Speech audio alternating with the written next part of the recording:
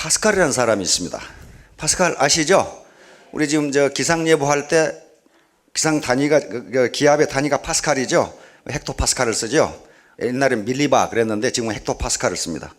천재 수학자이자 철학자인 파스칼이 한 말을 책을 읽어보니까 모든 인간은 미쳤다 그랬더라고요. 아니 이 사람이 미쳤나? 왜 모든 인간은 미쳤다고 그랬을까? 그런데 모든 인간은 미쳤다, 그걸 다른 말로 하면은 모든 인간은 돌았다, 그 말이거든요. 제정신이 아니다. 근데 현재 세계가 돌아가는 거 보니까 제정신인 놈이 한 놈도 없어요. 그렇잖아요. 전부 분노했으니까 제정신이 아니란 말이에요. 그런데 그 문제를 경제학자들이 해결을 하는데 문제는 간단해요.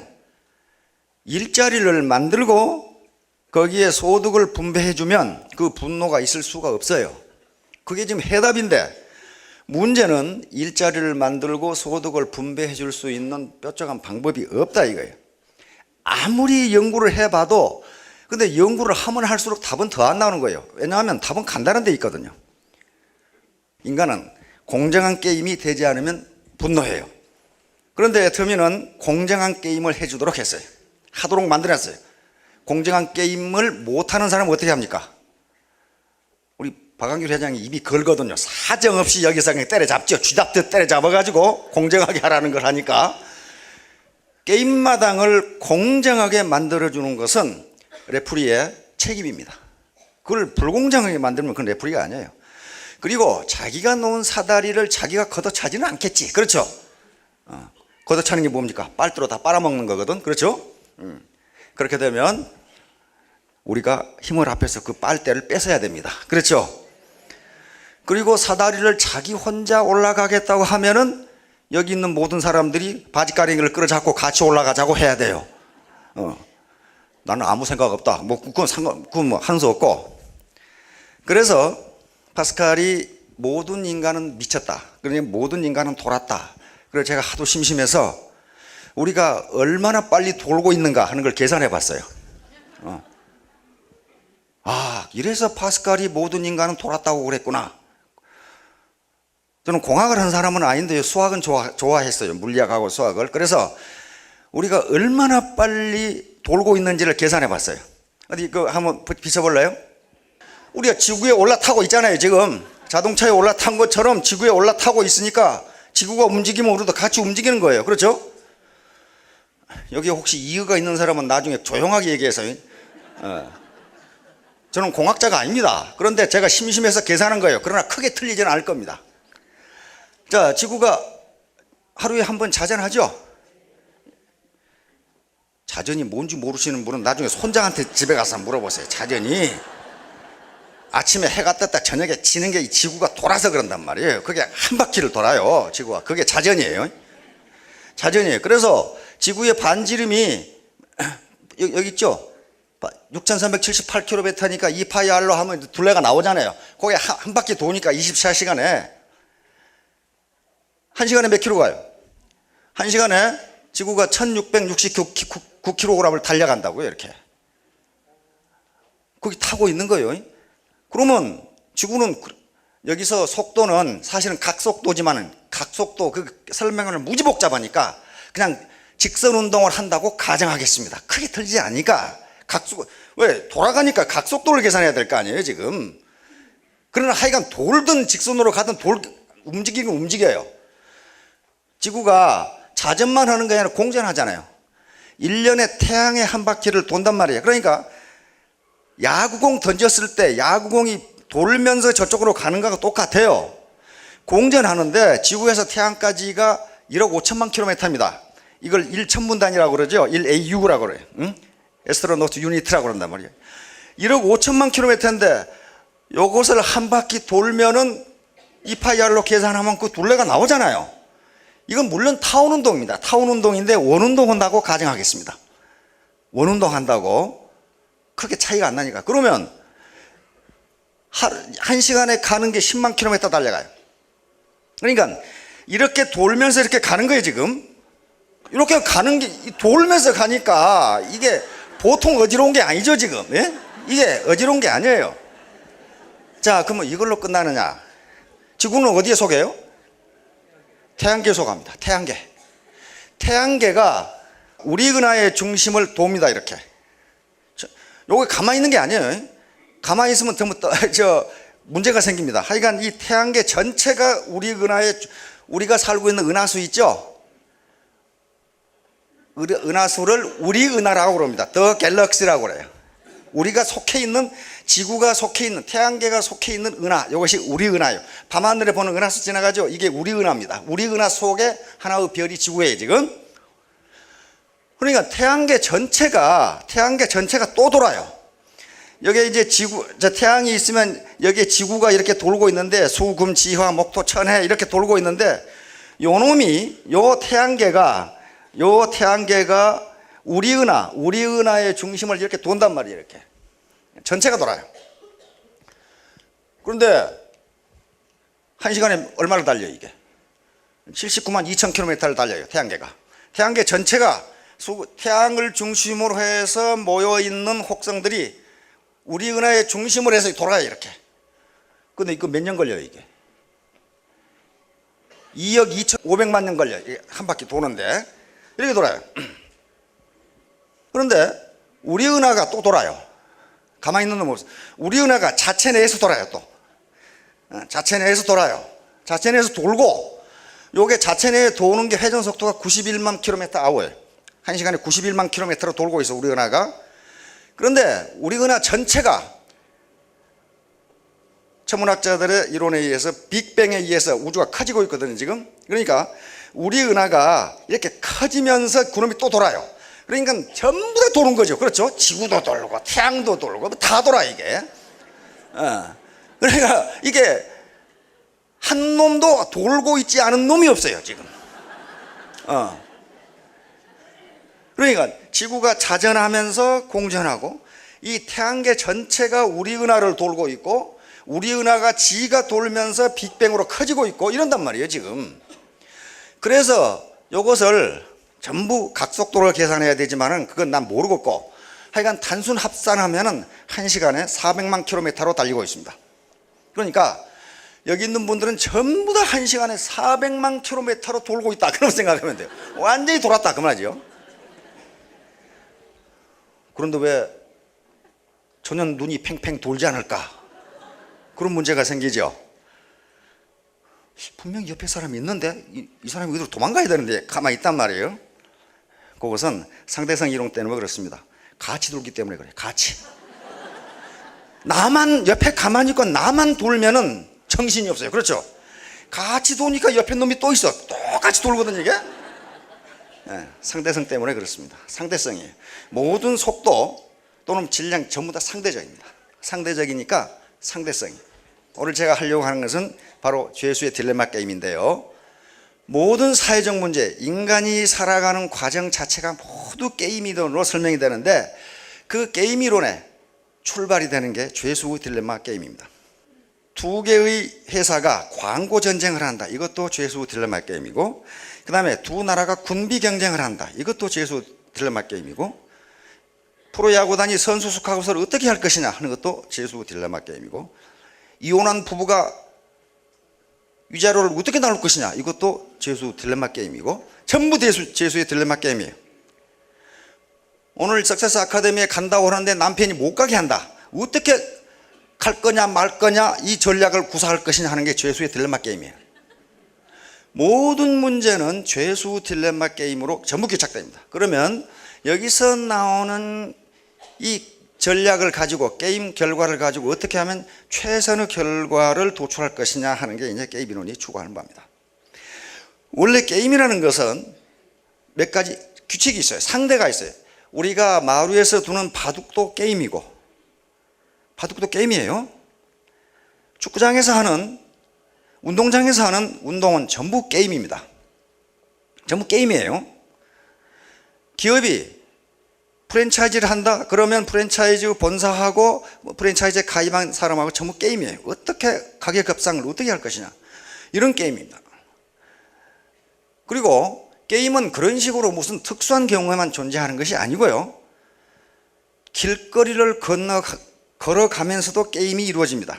그것을 전략적 상호작용이라고 그러는데, 전략적 상호작용이라는 것은 내 행동에 의해서만 내 결과가 나오는 게 아니고 상대방이 어떻게 행동하냐에 따라서 결과가 나오는 걸 전략적 상호작용이라고 합니다. Strategic Interaction이라고 그러거든요.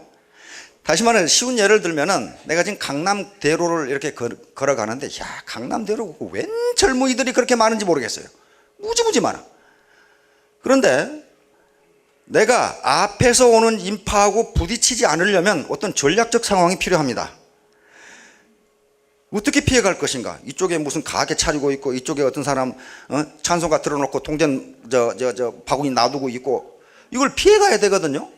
그런데 내가 이걸 피해 갔을 때 앞에서 오는 상대방과 마주치지 않으려면 부딪히지 않으려면 나 혼자 행동으로만 안 되고 앞에 사람이 어떻게 행동하냐에 따라 달라 있어요. 이게 전략적 상호작용이에요. 내가 잘해서만 내 결과가 좋은 것이 아니고 상대방이 어떻게 하느냐에 따라 달라져요. 예를 들면 여기 젊은이가 난 주식으로 돈을 벌어야지. 그래가지고 경제신문을 열심히 분석해가지고 A라는 주식을 샀어요. 그건 뭡니까? 요 주식을 사면 내가 돈을 벌 수 있겠다. 이렇게 지금 전략적 상황 판단을 한 거죠. 근데 이 사람은 굉장히 똑똑한 사람이야. 근데 대부분의 바보들이 그 주식을 안 사. 그 회사는 곧 망할 거다. 그렇게 생각했어요. 그럼 어떻게 됩니까? 주식 가격이 떨어져요. 돈을 못 벌어요. 내가 그 주식을 사는 행위와 다른 사람이 그 주식에 대해서 어떻게 생각하냐에 따라서 내 결과가 결정이 돼요. 나 혼자 안 된다 그 말이에요. 이렇게 되니까 모든 상황, 내가 부동산을 사든 아파트를 사든 주식을 사든 내가 사업을 하든 무슨 오리탕을 하든 간에 내 행동에 의해서 내 수입이 결정되는 게 아니고 상대방이 어떻게 행동하냐에 따라 결정이 돼요. 이것이 전략적 상호작용이에요. 그래서 모든 인간관계는 전략적 상호작용에 의해서 결정됩니다. 자, 그래서 이것을 설명하는 전형적인 모델의 하나가 죄수의 딜레마 게임입니다. 원래 이것은 어디서 만든 거냐 하면은 랜드 연구소 들어보신 분 있죠? 미국의 가장 저명한 연구기관 중에 하나가 랜드 연구소입니다. 랜드 연구소는 주로 냉전 시대에 공군 전략을 연구하기 위해서 집중적으로 연구한 이 연구소가 랜드 연구소입니다. 특히 동양권의 군사 문제에 대해서 아주 가장 권위 있는 연구기관인데 한반도 문제에 대해서도 가장 권위 있는 예측과 연구를 하는 기관이 랜드 연구소였어요. 랜드 연구소에서 미국의 공군 전략, 다시 말하면 저쪽에 그 당시 이 공산국가 이 폭격을 어떻게 하는 것이 가장 최적이냐 하는 걸 연구하다가 이런 게임 모델을 만들어냈어요. 물론 그 앞에 폰 노이만이라는 사람이 아주 천재적인 수학자이고 물리학자인데 게임 이론이라는 책을 썼습니다. 1944년에 썼는데 게임 이론과 경제 행동이라는 책을 썼는데 이게 이제 게임 이론의 출발점이에요. 그래가지고 이게 군사 상황뿐만 아니라 국가 간의 관계, 애인 간의 관계, 그 다음에 기업 간의 관계 모든 것이 거기에 전부 결부되기 때문에 경제학자들이 집중적으로 연구하기 시작했습니다. 게임 이론을 특히 수학자들이 많이 연구합니다. 그래서 지금까지 1950년대부터 1960, 70년대부터 지금까지 게임 이론으로 노벨 경제학상을 받은 분이 8분이나 돼요. 그 중에 여러분들이 우리가 잘 알 수 있는 분은 뷰티풀 마인드라는 영화가 있었어요. 존 내시라는 사람입니다. 존 내시가 1950년에 대학원 때 쓴 논문이에요. 대학원 때 22살 때 쓴 논문인데 그게 노벨상을 받았어요. 그런데 노벨상을 언제 받았느냐? 대학원 때 이 게임 이론의 논문을 쓰고 이 사람이 돌아버렸어. 정신분열증에 걸려가지고 돌아버렸어요. 그러니까 지구가 빨리 도니까 돌았는지 하긴 돌아버렸어요. 그래가지고 노벨상은 44년 후에 받았어요. 그게 뷰티풀 마인드의 스토리예요. 왜냐하면 돌아가지고 노벨상을 줄 수가 있나 이 사람을. 그래서 노벨상 받으면 연설을 해야 되는데 계속 헛소리 해버리면 어떡하겠어요 이거. 1994년에 노벨상을 줍니다. 22살 때 쓴 게임 이론에 대한 논문이에요. 내시 균형이라는 걸 발견해낸 사람인 그러니까 그 당시 수학자들이 골머리를 앓은 것, 경제학자들이 골머리를 앓은 것은 만약에 이런 갈등 관계의 게임이 있다면 틀림없이 수학적으로 최적해가 있을 것이다. 수학적으로 못 찾아내면 그것은 과학이 아니거든요.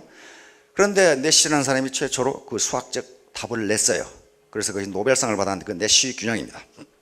자, 이렇게 해서 게임 이론은 발전해 왔는데 이제 그 메카가 어디냐면 프린스턴 대학이에요. 프린스턴 대학에서 그런 이론을 개발해 가지고 제수 딜레마 게임은 바로 이제 스탠포드 대학, 지금 엊그제 스티브 잡스가 타계했죠. 스티브 잡스의 스탠포드 대학 연설은 유명하죠. 미국의 대학 졸업식에서 가장 중요하게 생각하는 게 연설입니다. 통상 연설자를 1년 전에 정하죠. 아무나 정하는 게 아닙니다. 1년 전에 정해서 연설을 해주도록 요청을 합니다. 그러니까 무슨 쓸데없는 쿵쾅거리고 그런 게 중요한 게 아니고 졸업 연설을 누가 하느냐 하는 게 가장 중요한데 스티브 잡스가 스탠포드 대학 연설을 했단 말이에요. 근데 그 연설 제목이 뭡니까? 항상 배가 고픈 듯이 뭔가를 갈망해라. 그리고 우직해라. 영리한 것처럼 하지 말라. 그 말이에요. 우직하게 살아라. 그거였어요. 그리고 우리 인생은 한정되어 있다. 그런데 다른 사람 인생을 살느라고 시간을 낭비하지 말라. 그러니까 여러분들은 여러분 인생을 살아라. 그 말이에요. 아이고, 내가 뭐 했는데 이 허접한 다단계를 해야 되나? 그건 나무 인생이에요. 나무 인생이고 내 인생을 살아라. 스티브 잡스가 우리에게 해준 말입니다. 자, 그러면 제수 딜레마 게임이라는 게 뭐냐? 자, 지금 어떤 두 놈이 2인조 도둑놈이 있어가지고 도둑질을 하다가 잡혔어요.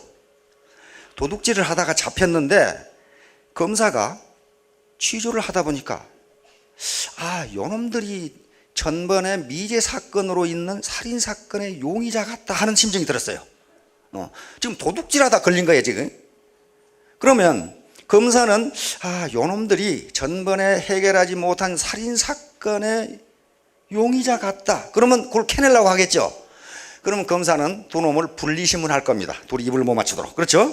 분리신문을 합니다. 분리신문을 하는데 여러분들이 입을 열 수 있도록 검사는 유인신문을 해야 됩니다. 어떤 인센티브를 줘야 돼요. 그렇죠? 그래서 한 놈한테 얘기했어요.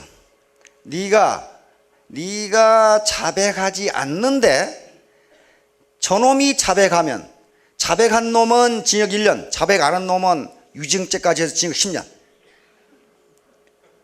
저놈도 마찬가지 똑같이 자백한 놈은 징역 1년, 자백 안 한 놈은 징역 2년, 징역 10년. 똑같이 자백하면 징역 5년, 똑같이 자백하면 징역 5년. 두 놈 다 끝까지 부인하면 물증이 없어 징역 2년 이렇게 된다 그 말이에요. 알겠죠? 징역 2년. 이런 게임이에요. 자, 그런데 용의자 B를 전략에 따라서 용의자 A가 어떻게 행동을 하는 것이 나에게 최적이냐 하는 거예요. 여기서 모든 게임의 가정은 인간은 이기적이다. 요 가정을 합니다. 만약에 이 가정을 인간은 이타적이다 그러면 여기서 이렇게 앉아서 이야기할 필요가 없어요. 전부 그러면 축구 게임이 성립이 안 돼요. 인간은 이타적이다 그러면 저놈이 공 차고 오면 비켜줘야 될 거 아니에요. 그리고 자기가 자기 골대도 공을 차내야 될 거 아니에요. 이타적이면. 그렇게 되지 않아요. 이기적이기 때문에 저놈이 상대가 공 차고 오면 나는 맞고 골문에서는 못 차게 하고 골키퍼도 막고 있고 이건 이기적이라고 가정한 겁니다. 애터미 사업을 하는 모든 사람을 또 이기적이라고 가정해야 됩니다. 이기적이라고 가정하는 것은 내가 돈을 벌어야 되겠다는 거예요. 만약 이타적이라고 가정하면 어떻습니까? 나는 되도록 손해를 보고 저놈을 돈을 많이 줘야 되겠다. 이렇게 해도 무슨 게임이야. 그 게임이 아니지요. 그래서 자, B가 어떤 전략을 택했을 때 A가 택할 수 있는 최선의 전략은 무엇이냐 하는 거예요 지금. 자, 만약에 용의자 B가 부인했다고 가정합시다. A와 B는 지금 분리신문을 당하기 때문에 저놈이 지금 어떤 행동을 하는지 전혀 몰라요 지금. 알겠죠? 그러면 A의 입장에서는 B가 두 가지 선택을 할 수 있어요. 자백하든지 자백 않든지 둘 중에 하나예요. 그렇잖아요. 그러면 용의자 A는 머리를 굴린단 말이에요. 만약에 요놈이 부인하면은 다시 말하면 요놈이 죄수 입장입니다. 협력하면은, 서로 A, B가 협력하면은 요놈이, 그러니까 나는 그 사진죄를 지은 적이 없어. 그러면 어떻게 됩니까? B는 10년, A는 내가 자백하면 1년밖에 안 걸려. 저놈이 안 했을 때. 그렇잖아요? 그런데 B가 자백을 해버리면 어떻게 됩니까? 자백을 하고 나도 자백을 하면 어떻게 돼요? 5년이야. 5년. 그러면 용의자 A는 용의자 B가 어떤 선택을 하든 자백을 하는 게 이익이에요. 자백을 하면 자기 1년밖에 안 살잖아요, 지금. 응? 그 다음에 용의자 A가 부인을 하는 경우도 마찬가지예요. 용의자 A가 부인을 하게 되면은 용의자 B가 부인을 하면 2년이에요. 근데 용의자 A가 자백을 하면 자기는 10년, B는 1년 사니까 여기서도 자백하는 게 좋아요. 이 게임에서는요, 용의자 A와 B가 똑같이 자기 개인 입장에서 보면은 자백하는 게 이익입니다. 저놈이 자백하는데 내가 안 하면 몇 년을 살아요? 10년을 살아요. 그러니까 상대를 전혀 믿을 수가 없어요. 믿을 수가 없어요. 저놈이 자백 안 한다는 보장이 없어. 그러니까 나는 의리를 지켜가지고 끝까지 안 했다고 부인하다가 저놈이 자백해버리면 나는 10년 덤태기를 쓰는 거예요. 그러게 돼. 근데 B의 입장도 똑같아요. 그렇죠? 그러니까 요 게임에서는, 죄수 딜레마 게임에서는 두 놈 다 자백하는 게 이익이에요. 자백하는 게 이익이에요. 그런데 그것이 최선이냐 하는 거예요. 요 봐요. 이것이 선이냐 악이냐 그 문제가 아닙니다. 지금이 전략을 어떻게 선택하는 것이 좋으냐. 다시 말하면 두 놈이 서로 철석같이 믿고 그런 일 없다고 잡아떼면 2년만 살면 되는데 내 이익을 챙기려고 생각하면 5년을 산다, 그런 말이에요. 다시 말하면 모든 세상 만사의 게임이 전부 자기중심적으로 결정하고 집단중심적으로 결정을 안 하기 때문에 자기에게 최선인 것이 결과적으로는 집단에도 손해, 자기에도 손해가 되는 현상, 이런 현상이 딜레마예요. 지금 나는 내가 좋다고 이런 행동을 했는데 결과적으로는 나에게 나쁘고 다른 사람도 나쁘더라. 이게 딜레마예요. 지금 이걸 죄수 딜레마라고 합니다. 자, 이렇게 되니까 이건 뭐냐면은 서로 자백한다는 건 뭐냐면 서로 배반하는 겁니다. 다시 말하면 죄수 딜레마 게임에서는 배반하는 게 최선의 전략이에요. 상대방을 속여먹는 게 최선의 전략이 나온다, 그 말이에요. 지금 자, 이렇게 되니까 학자들은 여기서부터 이제 이기적 유전자라든지 인간은 근본적으로 이기적이라든지, 그 다음에 다윈의 진화론의 영향을 받아가지고 인간은 근본적으로 약육강식이라든지 적자 생존이라든지 이런 개념으로 나가기 시작합니다. 나가기 시작해요. 그런데 최근에 경제학, 행동경제학이 발전하면서 그렇지 않다 이거야. 인간은 자기 희생을 무릅쓰고 타인을 돕기도 하고 이런 행동을 어떻게 설명할 것이냐, 이런 문제가 나왔어요. 어떻게 설명할 것이냐. 실질적으로 그렇게 내열적으로 자기 이익만을 추구하지 않는다. 자, 그럼 왜 이런 현상이 나왔느냐, 요걸 하는 과정에서 이제 반복적 죄수의 딜레마 게임이 나옵니다. 요 게임을 한 번만 하는 것이 아니고 계속 반복적으로 하면 어떻게 될까 하는 거예요. 요 게임은 단 한 번에 끝나는 거거든요. 자, 그런데 요 죄수 딜레마 게임이 여기만 있는 것이냐? 그렇지가 않아요. 이건 선거에 돈이 많이 들어가냐 하는 거야. 이것도 죄수의 딜레마 게임입니다. 자, 후보 A, B가 있어요. 근데 둘이 돈을 쓰지 말자고 약속을 했어요. 근데 두 놈 다 안 믿어. 저놈이 쓸지 안 쓸지. 그러니까 자, A의 입장에서 봅시다. A가 돈을 쓰는 경우야. 돈을 쓰는데 B가 약속을 잘 지켜서 안 쓰면은 A가 엄청 유리해. 그렇죠? 그러니까 돈을 써요. B가 돈을 쓰는 경우에 A가 안 쓰면 A가 엄청 불리해져. 그러니까 A는 B가 돈을 쓰든 안 쓰든 쓰는 게 월 전략입니다. 전략적으로 좋아요. B도 똑같아요. 그러니까 두 사람이 다 돈을 쓰면은 어떻게 되느냐? 두 사람이 다 돈을 안 쓰는 거하고 똑같은 효과가 나타나. 그렇죠? 그런데 두 놈 다 망해가지고 나중에 뇌물 받고 그러다가 감옥에 가고 그래요.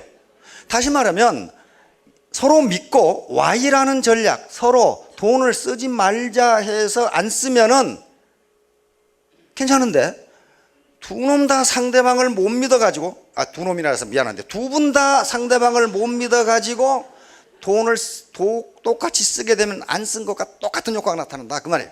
그래서 둘이 다 망하는 거예요. 이게 죄수 딜레마예요. 상대방을 믿지 못하기 때문에 좋은 전략이 있는데 그걸 택하지 않는 거예요. 왜냐하면 자기에게 돈을 쓰는 것이 유리하다는 월 전략이 나와요. 군비 경쟁도 마찬가지고 다 마찬가지예요. 이런 현상이 일어납니다. 이런 현상이 일어나니까 이제 학자들이 실질적으로 인간이 이타적인 행동을 어떻게 설명할 것이냐 하는 문제가 나와요. 이것이 이제 반복적 재수의 딜레마 게임입니다. 이 딜레마 게임을 계속하면 어떻게 될까? 왜냐하면 이런 게임을 한 번에 끝나버려요. 한 번에 끝날 때는 모든 재수의 딜레마 게임에서 게임이 한 번으로 끝나는 경우에는 상대를 배반하는 게 최선이에요. 최선의 전략입니다. 그러면 인간이 맨날 상대를 배반하는 게 최선이냐 하는 문제가 나온단 말이에요. 이게 인간이 도덕적으로 그게 말이 되는 소리냐 하는 말. 그래서 이제 미시간 대학의 정치학 교수 엑셀러드 교수가 반복적 재수의 딜레마 게임을 이제 해보기로 했어요. 게임을 한 번에 하는 것이 아니라 여러 번 하면 어떻게 될까? 이 게임을 여러 번 하면, 왜냐하면 왜 그런 발상을 하게 되냐면 우리 인간관계는 상호작용은 한 번으로 끝난 게 아닙니다. 여기 지금 여러 사업자분들 계시고 스폰서 파트너 관계, 파트너 관계, 또 형제라인 관계가 있지만은 이 관계가 오늘 보고 끝나는 관계가 아니라는 거예요. 그렇다면 그 일회성 게임이 아니에요. 반복적 게임이에요. 반복적. 오늘 볼 사람 내일 보고, 내일 볼 사람 모레도 보고, 이렇게 된단 말이에요. 그런 경우에는 어떻게 될 것이냐 하는 문제. 그래서 세계적인 학자들, 게임 전문가들에게 게임을 할 수 있는 컴퓨터 프로그램을 제출하라고 했어요.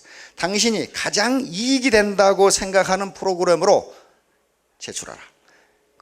그랬더니 경제학자, 정치학자, 사회학자, 심리학자, 수학자들이, 아주 기라성 같은 게임 이론 과학자들이 프로그램을 제출을 해가지고 반복적 죄수의 딜레마 게임을 시작했어요. 한두 번 해가지고 안 되죠. 한 100만 번 했어요. 도대체 답이 어떻게 나오는가 보자. 그랬더니 아주 놀라운 결과가 거기서 나왔습니다. 거기서 우승한 전략이 티포텟 전략이라고 하는 것이에요. 티포텟 전략이 우승을 했습니다. 이것은 캐나다 토론토 대학의 심리학 교수인 라포포트 교수가 제출한 게임인데 아주 간단합니다. 티포텟 전략이 우승을 했는데 먼저 상대방에게 협력한다. 먼저 일단 상대방에게 협력한다. 사업을 하는데 일단 상대방에게 협력한다. 두 번째는 상대방이 배반하면 즉각 응징한다. 즉각 응징, 용서하지 않는다. 세 번째는 한 번 응징하고 용서한다. 용서한다. 네 번째는 내 의도를 상대방에게 분명히 알린다. 이게 티포텟입니다. 티포텟이라는 말은 그 말은 우리말로 탁 그 말이에요. 그 미국 사람들하고 우리하고 어떻게 소리 듣는 법도 좀 다르죠. 우리는 툭 그러는데 그러면 틱 그런다고 생각한단 말이야. 우리는 또 탁 그러는데 그 사람은 택 그런다고 생각해. 그러니까 티포텟 그 말은 네가 한 대 날리면 나도 한 대 날리겠다 이거예요. 그러니까 눈에는 눈, 이에는 이. An eye for eye, a tooth for tooth. a tooth입니다. a tooth. an eye고 tooth. 이에는 이, 아니 눈에는 눈, 이에는 이. 요 전략이 매우 잔인한 것 같은데요. 잔인하지가 않습니다. 왜 잔인하다고 왜 이 갈등이 해결이 안 되냐면은 눈 하나 빼면 상대방 눈을 하나 빼야 되는데 눈을 두 개를 빼버려. 그렇잖아요? 요놈이 삿대질하면 나는 주먹을 날려. 그러니까 이에는 이, 눈에는 눈이면 그대로만 하면은 에스컬레이터가 잘 안 돼요. 저놈이 가벼운 욕을 하면 나도 가벼운 욕만 하면 되는데 쌍말이 나오죠. 드디어 이제. 그러니까 이게 에스카레이트가 되니까 문제인데 티포텟 전략이 가장 우월하더라. 그런데 티포텟이 아니더라도 이 게임에서 좋은 성적을 낸 모든 프로그램, 모든 전략은 신사적인 전략이더라. 신사적 전략이 모두 좋은 성적을 냈고 비신사적인 전략은 모두 나쁜 결과가 나왔어요. 이 학자들이 깜짝 놀랐어요. 어떻게 이럴 수가 있는가 이렇게 생각했어요. 신사적 전략은 절대로 내가 먼저 상대를 속이지 않는다. 이 전략이에요. 절대로 상대를 속이지 않는다. 그러나 상대가 나를 속일 때는 즉각 응징한다. 그러나 영원한 복수는 하지 않는다. 그런데 신사적 전략 중에서도 성적이 나쁜 놈들은 한 번 배반하면 영원히 응징한 놈은 성적이 또 안 좋았어요. 성적이 안 좋았어요. 그 다음에 비신사적인 전략을 택한 건 전부 꼬레비였어요. 다시 말하면 어떻게 상대를 속여먹고 울거먹으려고 한 전략은 전부 꼬레비였어요. 그래서 어떻게 이런 전략이 나오는 거예요? 어떻게 이런 결과가 나왔느냐 하고 엑셀러드 교수는 이것만 가지고는 확 안 된다. 그래가지고 전 세계 게임 광들과 그 다음에 저명한 게임 이론 교수들에게 우리가 이래 게임을 해보니까 티포텟 전략이 우승을 했고 신사적인 전략이 우승을 했고 결과가 이렇게 나왔으니 제2차 대회를 해보자. 정말 그러는지. 그래서 당신이 가장 좋은 성적, 그러니까 가장 많은 돈벌이를 할 수 있다고 생각되는 프로그램을 한번 내보라. 그랬단 말이에요. 그러니까 그 결과를 받은 게임 전문가들과 과학자들이, 수학자들, 그 다음에 거기는 이제 앞에서 참가했던 정치학자, 경제학자, 심리학자, 물리학자, 수학자, 컴퓨터 과학자, 심지어는 진화 생물학자, 통계학자, 컴퓨터, 우주 생물학까지 다 나왔어요. 왜냐하면, 그런데 또 티포텟 전략을 제출한 사람은 1차에 제출했던 라포포트 교수 한 사람뿐이었어요. 다른 사람은 어떻게 생각했냐면 저 전략보다 더 돈벌이가 잘 되는 전략이 있을 것이다. 그렇게 생각한 거예요. 그렇게 생각했고, 요 1차 게임에서 티포텟보다 더 좋은 전략은 다시 이제 가상 게임을 해보니까 티포2텟이 훨씬 좋았어요. 티포2텟은 뭐냐면은 상대방이 2대 때릴 때 나는 1대 때린다. 1대 때릴 때까지는 내가 참아준다. 다시 말하면 티포텟보다는 뭡니까? 관용을 더 베푼 거예요. 더 관용적인 것으로 해보니까 1차 게임에서는 티포텟보다 훨씬 결과가 좋았어요. 그래서 과학자들이 해석하기를 인간이 관용을 베풀면 이익이 된다는 것을 왜 모를까 이런 결론이 나왔어요. 그래서 그 사실까지 다 알렸어요. 티포2텟이 훨씬 좋은 전략이다. 그런데 게임 광들과 게임 과학자들이 나는 이것보다 더 좋은 전략을 세울 수 있다. 더 돈벌이를 잘하는 전략을 세울 수 있다. 이렇게 만들었어요. 그래서 티포텟을 제출한 사람은 아까 캐나다 토론토 대학의 라포포트 교수가 제출했고, 티포2텟은 영국의 아주 그 저명한 이 생물학자가 있습니다. 이 존 메이나드 스미스라는 거의 생물학은 노벨상이었기 때문에 생물학 노벨상이 따로 있습니다. 라포드 상이라고 하는 상이 있는데 그 상을 받은 사람이 세계적인 학자입니다. 요 학자가, 요 사람은 생태계를 연구한 사람인데 생태계에서도 지금까지 다윈의 진화론만 가지고 이게 약육강식, 적자 생존 요것만 생각했는데 생물학자들이 생태계를 보니까 그렇지가 않더라는 거예요. 상호 공존하고 상호 도와주더라는 거예요. 거의 전형적인 게 상리공생이란 말이에요. 악어와 악어새 있잖아요. 서로 주고받고 하는 거예요. 주고받고 하는 것이지 한 놈이 다른 놈을 죽으라고 뜯어먹는 관계가 아니더라는 거예요. 그렇게 되면 생태계가 망해버려요. 그래서 다윈의 진화론에서 벗어나서 생태계가 서로 적자 생존과 자연 도태 그런 게 아니라는 거예요. 그래서 여기에 대거 생물학자들이 참여를 했어요. 그래서 생물학계의 그 거성인 존 메이나드 스미스 교수가 티포2텟을 제출했어요. 그런데 2차 대회에서 또다시 뭐가 우승했냐면은 티포텟이 또 우승했어요. 아주 탁월하게 우승을 해버렸어요. 그러면 1차에서 우승을 할 뻔한 티포2텟은 어떻게 됐냐? 그것이 티포2텟이 관용을 베풀면 우승한다고 그러니까 2차 대회에서 얌체가 나타났어요. 한 번만 우려먹고 다른 놈 또 우려먹고 2번 연속으로 우려먹지 않으면 저놈이 보복을 안 하게 돼 있어요.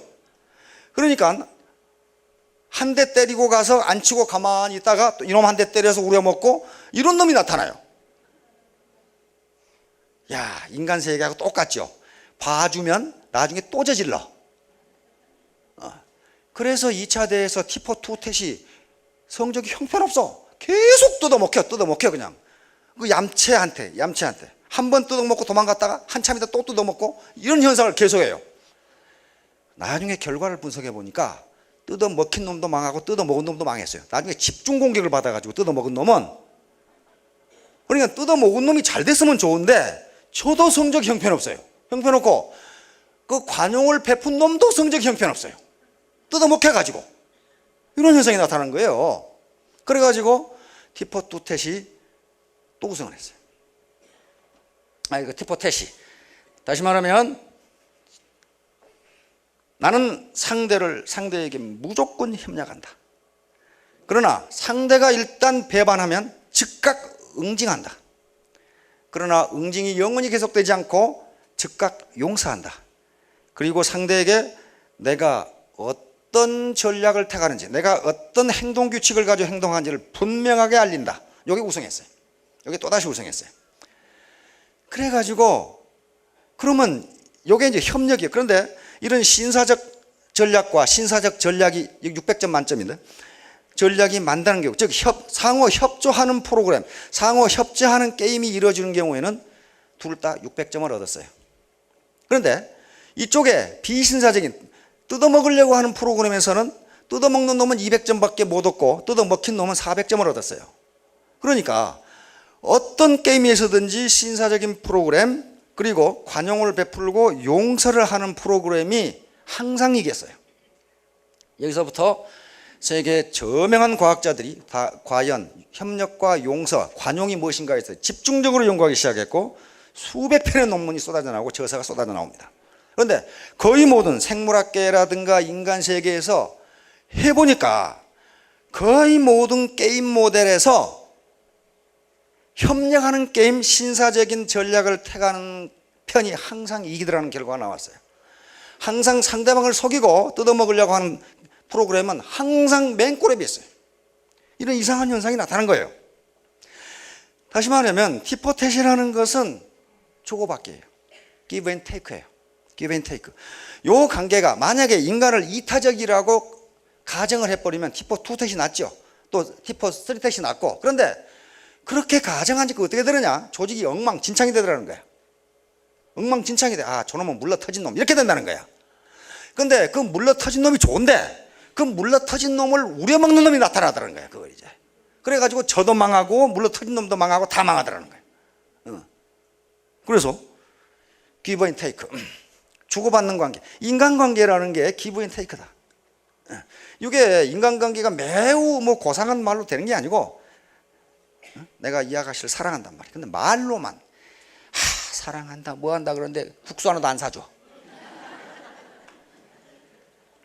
그러면 그거 되겠어요? 그거 말로 그러지 말고 라면이라도 하나 사주든지 그러든지, 구두라도 하나 사주든지. give and take야. 애인이 맨날 돌아다니면서 차비도 자기가 내라고 그러고 그러면 어떻게 하겠어? 우리 다치페이 하자 뭐 있다고 소리만 하면 어떻게 되겠냐고. 그것이. 그게 인간관계가 그렇게 유지가 되지 않아요. 자, 그래서 이제 그러면 과연 문제는 요 티포텟, 이 협력관계가 유지되는 조건이 무엇이냐 하는 게 이제 가장 궁금하게 됐어요. 그것은 상호작용이 일회성이나 또는 몇 회로 끝나면은 절대로 협력은 이루어지지 않습니다. 그때는 배반하는 것이 최선의 전략으로 나와요. 자, 그래서 우선 상대하고 관계가 계속 상호작용이 계속된다고 생각됐을 때는 협력하는 게 최선의 결과가 나옵니다. 그럼 관계가 계속되되 어떤 능력을 가져야 되느냐 하면은 상대가 배반했을 때 즉각 응징할 수 있는 능력을 가져야 돼요. 응징할 수 있는 능력이 없으면 상대가 나를 우려먹어요. 우려먹는다. 그 다음에 반드시 응징한 다음에 용서해야 되고 상대에게 내 전략이 무엇인가를 알려주는 게 최선이라는 거예요. 이 게임에서는 그래요. 그러나 일반적인 스포츠 게임이라든가 바둑 게임은 상대에게 내 전략을 알려주지 않는 것이 최선이에요. 그러잖아요. 그러나 이 대부분의 거래 관계와 인간관계에서는 내 전략을 알려주는 게 최선이다. 이렇게 된 거예요 지금.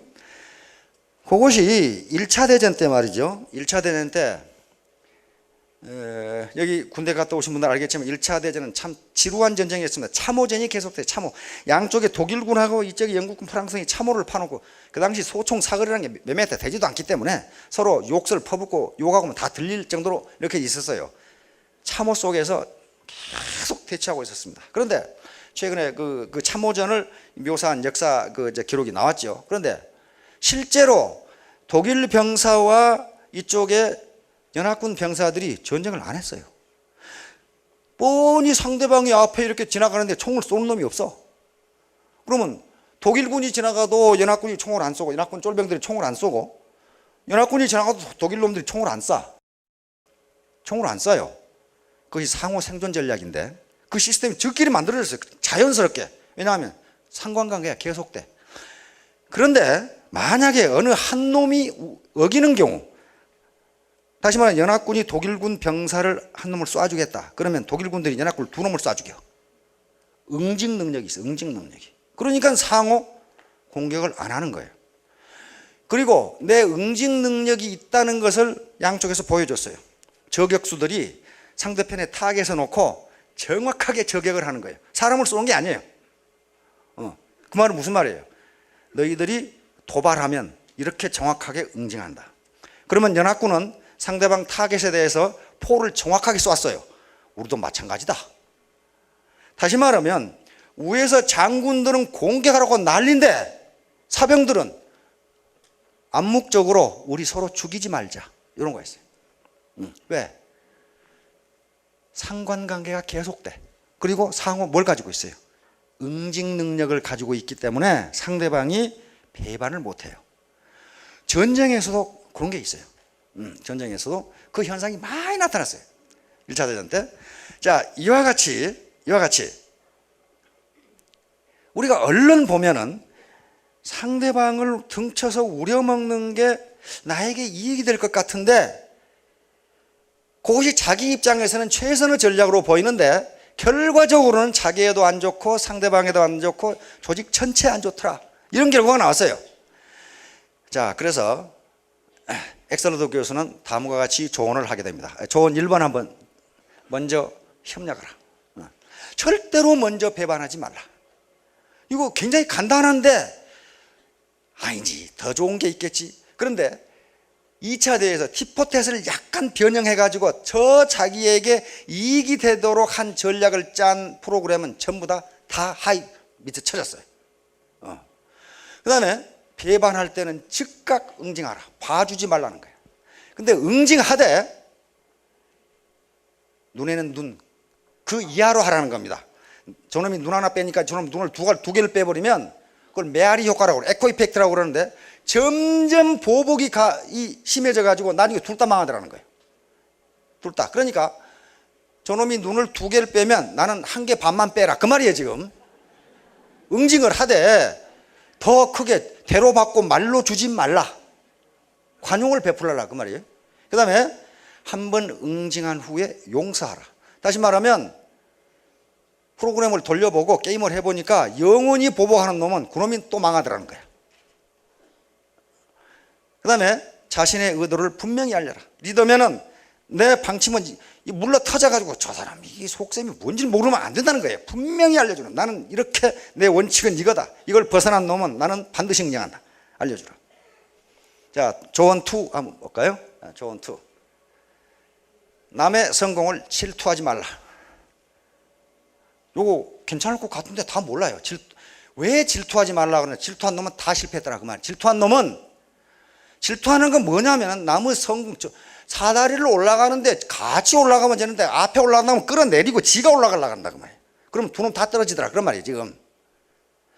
그래서 티포텟이 성공한 이유가 어디 있냐면요. 게임을 분석해 보니까 상대방의 성공을 도와주더라는 거예요. 상대방의 성공을 도와주니까 그놈도 또 이쪽을 도와주더라는 거예요. 그래서 성공했어요. 그래서 절대로 남의 성공을 질투하지 말라. 하이, 저거 내가 보니까 허접한데 저 사람이 무슨 총장이야. 이렇게 되면 안 된다, 그 말이야. 그 사람을 도와주면 그 사람이 또 좋아진다. 세 번째, 협력이든 배반이든 그대로 대갚아라. 협력하면 나도 협력해주고, 배반하면 거기에 응징하라는 거예요. 응징하되, 이건 말한 것처럼 대로 받고 말로 주지 말라. 그것보다 대로 받았으면 조금 덜 줘라. 응징을 하되, 그 다음에 너무 영악하게 굴지 말라. 이건 잔머리 굴리지 마라. 이게 프로그램에 잔머리 굴리 넘치고 성적이 좋은 놈이 한 놈도 없더라는 거야. 잔머리 굴리 넘치고 아주 이 전략이 단순해야지, 어떻게 저놈을 속여가지고 우려먹으려고 한 놈은 다 성적이 안 좋다는 거예요. 너무 영악하게 굴지 마라. 다음 세 번째, 예. 그러면 이제 상대방과 좋은 관계를 유지하려면은 미래의 가치를 높여라. 그 말은 무슨 말이냐면, 저 사람과 계속 우호적인 관계를 하면 장차 더 많은 돈을 벌 수 있을 것이다. 만약에 그것이 미래가 없다면 지금 현재 배반하는 것이 최선입니다. 저는 그걸 봤어요. 언제 봤느냐? 배팅할 때. 그건요, 최선의 전략이었어요. 이 애터미가 내 지금까지 다단계 경험으로 보면은 한 40만 되면 망했지? 그러면 나는 40만 될 때에 어디 직급에 올라가서 10억 받고 땡 하고 도망가면 되겠구나. 그 전략이 미래의 가치를 높이 보지 않으면 그렇게 되는 게 최선의 전략이에요. 따라서 미래가 없다고 생각하면 지금은 배반하는 게 최선입니다. 그러나 애터미가 미래가 있다고 생각하면 배반한 놈은 알거지가 돼요. 보수를 바꿔라.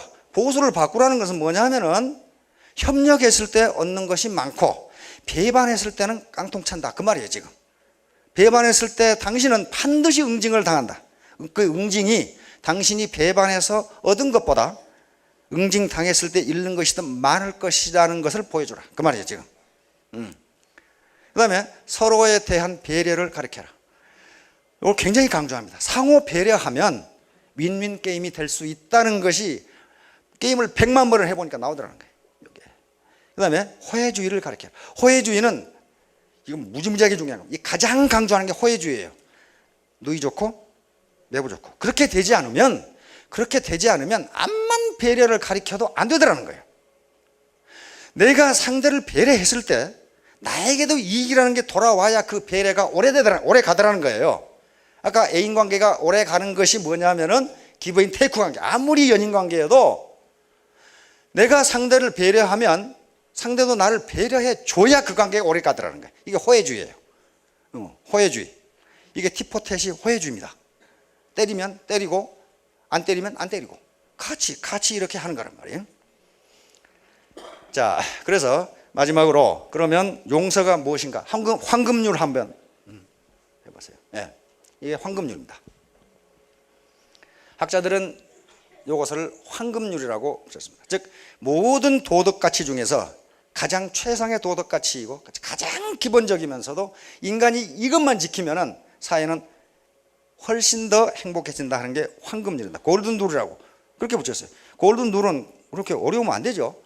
자공이라는 사람은 공자의 수제자 10대 제자 중 한 사람입니다. 굉장히 이재에 밝아서 돈을 무지무지 번 사람이에요. 그리고 말을 잘하는 사람, 말을 잘해. 언변이 좋아서 이 정치에 대해서 굉장히 잘하는 사람이고, 사실 자공이라는 사람이 없었으면 오늘날 공자가 없었을지도 몰라요.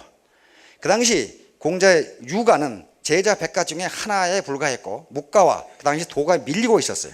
그런데 공자가 죽고 난 이후에 그 제자 중 한 사람인 자공이 그 많은 재산을 다 들여서 자기 스승이 뭘 가르치는가를 전파한 사람이에요. 그래서 사실은 자공의 노력이 있었기 때문에 그 뒤에 동양 역사 2000년을 유가가 지배를 했을 겁니다. 이 자공이 물었어요. 선생님, 한마디 말로 일생 동안 지켜야 할 그 말이 있습니까? 물어본 거예요. 한마디 말로. 유 이런 이 가히 종신 행지자 한마디 말로 일생 동안 지켜야 할 것이 있습니까? 그러니까 공자가 뭐라 해요? 자왈 기서. 서는 뭡니까? 용서하라. 용서하는 것이다. 그거 용서. 서는 가틀려 밑에 마음 심자죠. 가틀려 밑에 마음 심자입니다. 상대방 마음을 내 마음같이 알아주는 거예요. 이게 용서예요. 저놈이 오죽했으면 그랬을까? 오죽 가난했으면 빵을 훔쳤을까? 이렇게 알아주는 거예요. 지금 여심이죠. 마음이 같다. 서로 저놈 마음을 내 마음처럼 알아주는 게 용서란 말이에요. 평생 동안 말 한마디 중에 이것만 가지고도 살 거 있습니까? 그러니까 그것은 서다, 용서다. 그 뒤에 있는 말을 황금률이라고 그럽니다. 이 뒤에 있는 말은 요 용서가 무엇인가를 공자가 설명한 말입니다. 기소 불욕 물시여인. 네가 당하기 싫은 일을 남에게 하지 말라, 그 말이에요. 다시 말하면 성경에 있는 말씀대로 네가 대접받고자 하는 대로 남을 대접하라, 그 말이에요. 지금 다른 사람이 너를 속이면 네가 싫으면 너도 다른 사람 속이지 말라, 지금 그런 얘기예요. 지금 그러니까 애터미 사업을 해서 돈을 벌 수 있는 방법은 간단합니다. 전략도 간단해요.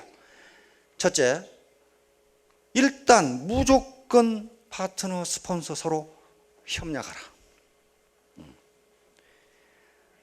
누가 배반하면 즉각 응징하라. 그러나 그 응징의 크기를 너무 크게 하지 마라. 맞아 죽도록 하지 마라.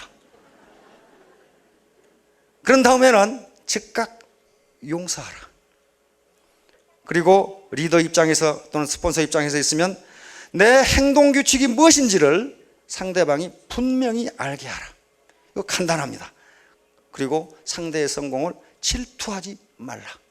질투하지 말라. 질투하면 어떻게 그놈을 끌어내리려고 그래요. 그런데 계속 게임을 해보니까 티포텟이 성공한 이유는 상대를 끌어내려서가 아니고 상대가 잘 되게 도와주니까 그놈이 잘 되더라는 거예요. 답은 간단하죠. 답은 간단한 데 있습니다. 복잡한 데 있지가 않아요. 택시하고 15톤 트럭이 충돌을 했는데 15톤 트럭이 뒤집어졌어요. 이런 현상을 뭐라고 하는가? 그럼 물리학자는 뭐 뉴턴의 법칙에 어긋난다는 난리법석인데 그런 현상을 교통사고라고 합니다. 그러니까 이거 어렵지가 않아요. 그 뭘 그렇게 뭐 뉴턴까지 나올 게 뭐가 있냔 말이에요. 그러니까 답은 간단한 데 있어요. 협력하고 배반하지 말고 응징하고, 리더는 분명히 내 행동 규칙이 뭐라는 걸 분명하게 해주고, 그리고 잔머리를 굴름치고 성공하는 프로그램이 없더라. 성공한 전략이 없더라. 자, 여러분 모두 간단하게 성공하시기 바랍니다. 네, 감사합니다.